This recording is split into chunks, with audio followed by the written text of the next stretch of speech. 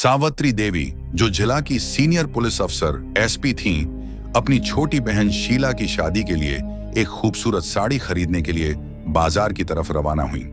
उन्होंने लाल रंग का सलवार सूट पहना था, पांव में साधारण जूते और चेहरे पर ऐसी सादगी थी कि कोई उन्हें देखकर यह नहीं कह सकता था कि वह जिला की सबसे ताकतवर महिला अफसर हैं। न कोई बॉडीगार्ड, न कोई सरकारी गाड़ी, वह बस एक आम बहन की तरह बाजार की तंग गलियों में घूम रही थी। दुकानदारों की नजरें उन पर पड़ती, लेकिन कोई उन्हें पहचान न सका। उनकी नजर एक पुरानी कपड़ों की दुकान पर पड़ी, जहां वह पहले भी कई बार बिना सिक्योरिटी के चुपके से खरीदारी कर चुकी थी।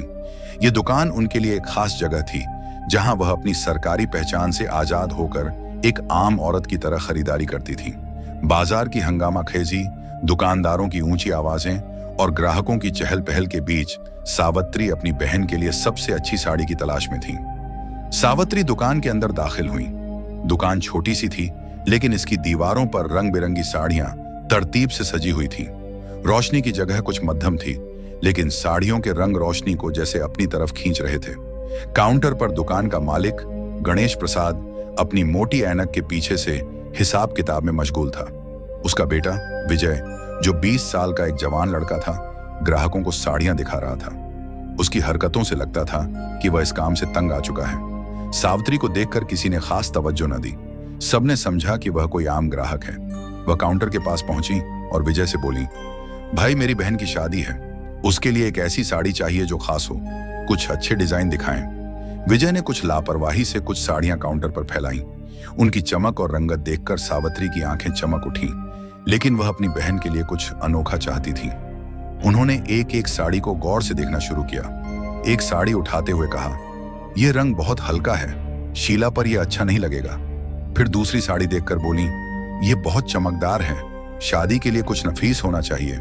वह हर साड़ी को हाथ लगाती, उसकी बनावट को महसूस करती और अपनी बहन के हुस्न के मुताबिक उसे परखती। वक्त गुजरता गया और दुकान में ग्राहकों की भीड़ बढ़ने लगी। विजय के चेहरे पर झुंझलाहट साफ दिखाई देने लगी। उसके हाथ तेजी से साड़ियां पलट रहे थे, लेकिन उसकी आंखों में बेसब्री झलक रही थी। गणेश प्रसाद भी अब बार बार सावित्री को घूर रहा था। उसकी मोटी ऐनक के शीशों के पीछे उसकी नजरें तेजी से सावित्री की तरफ उठती। उसने कुछ तीखे लहजे में कहा, मैडम, ये सब सबसे अच्छी साड़ियां हैं, कोई एक पसंद कर लीजिए। लेकिन सावित्री के लिए यह सिर्फ कपड़ा नहीं था, यह उनकी छोटी बहन शीला के सपनों का हिस्सा था, उनके प्यार की निशानी था। शीला की शादी उनके लिए एक जज्बाती लम्हा था और वह उसे यादगार बनाना चाहती थी। उन्होंने सुकून भरे लहजे में जवाब दिया, जल्दी क्या है भाई साहब, मेरी बहन की शादी है, सबसे अच्छा चाहिए। गणेश ने विजय को इशारा किया। विजय बड़बड़ाते हुए तहखाने की तरफ गया और कुछ ही देर में नए बंडल ले आया।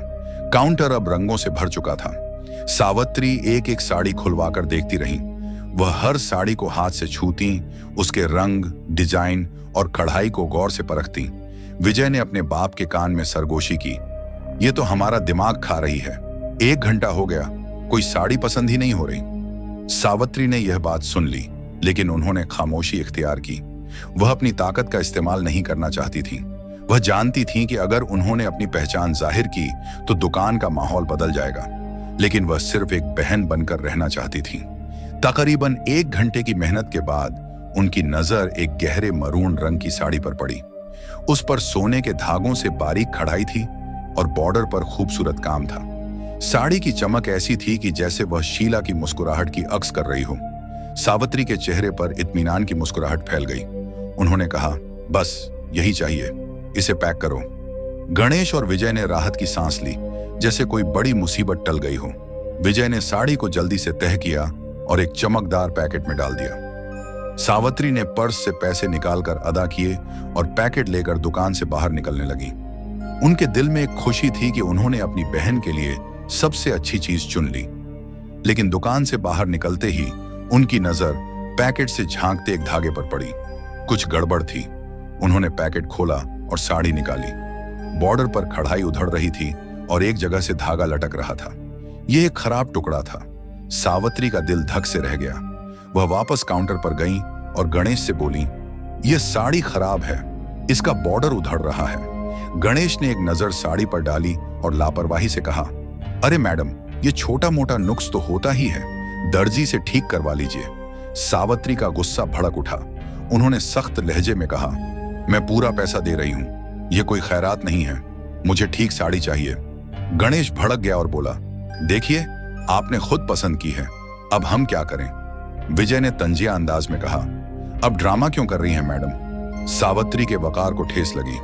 वह एक अफसर थीं, लेकिन उस लम्हे वह सिर्फ एक ग्राहक थीं और उनके साथ यह सुलूक नाकाबिल ए बर्दाश्त था। उन्होंने पुख्ता लहजे में कहा, या तो साड़ी बदलो या पैसे वापस करो। गणेश ने चिल्लाते हुए कहा, पैसे नहीं मिलेंगे, यहां से निकल जाइए। दुकान में भीड़ जमा हो गई। ग्राहक तमाशा देखने लगे। गणेश ने गुस्से में फोन निकालकर थाने को कॉल की और बोला, यहां एक औरत हंगामा कर रही है, जल्दी आइए। कुछ ही देर में एक पुरानी पुलिस जीप दुकान के सामने रुकी। दारोगा रामचंद्र और 2 सिपाही उतरे। रामचंद्र की तोंद बाहर निकली हुई थी और उसके चेहरे पर एक अजीब सी अकड़ थी। गणेश ने सावित्री की तरफ इशारा किया। रामचंद्र ने बिना कोई सवाल पूछे सावित्री से कहा, तुम कौन हो? यह हंगामा क्यों? सावित्री ने सुकून भरे लहजे में कहा, तमीज से बात करो, मैं सावित्री देवी हूं। रामचंद्र हंसा, रानी बन रही हो? थाने चलो। सावित्री ने कहा, तुम नहीं जानते किससे बात कर रहे हो? लेकिन रामचंद्र ने उनकी बात नजरअंदाज की। गणेश ने रामचंद्र को दुकान के अंदर ले जाकर रिश्वत दी। रामचंद्र ने सिपाहियों को इशारा किया और सावित्री को जीप में बिठाकर थाने ले जाया गया। हवालात में बंद कर दिया गया। दीवारों से बदबू आ रही थी और सावित्री चुपचाप बैठी सोच रही थी कि यह कैसा इंसाफ है। उनके दिल में एक अजीब सा दर्द था। वह एक ऐसी जगह थी जहां वह खुद मुजरिमों को बंद करती थी और आज वह खुद उसी जगह कैदी थी। उसी वक्त एक दूसरा दारोगा अर्जुन सिंह थाने में फाइल देख रहा था। वह एक ईमानदार और जिम्मेदार अफसर था। उसने हवालात की तरफ देखा और सावित्री को पहचान लिया। वह चीखा, यह एसपी सावित्री देवी हैं। सिपाहियों के हाथ कांप उठे। अर्जुन ने फौरन ताला खुलवाया और सावित्री को बाहर निकाला। रामचंद्र घबराकर माफी मांगने लगा, लेकिन सावित्री ने उसे मुअत्तल कर दिया। गणेश की दुकान का लाइसेंस भी मनसूख हुआ। घर पहुंचकर सावित्री ने शीला को साड़ी दी। शीला खुशी से झूम उठी, लेकिन सावित्री का दिल बेचैन था। उन्होंने अर्जुन से रामचंद्र और गणेश की मालूमात मांगी। पता चला कि गणेश एक बड़े एमएलए देवेंद्र यादव का आदमी है, जो शहर में गैरकानूनी कारोबार चलाता था। सावित्री ने एक रात ऑपरेशन चलाया। देवेंद्र के फार्म हाउस से काली डायरी और करोड़ों की नकदी बरामद हुई।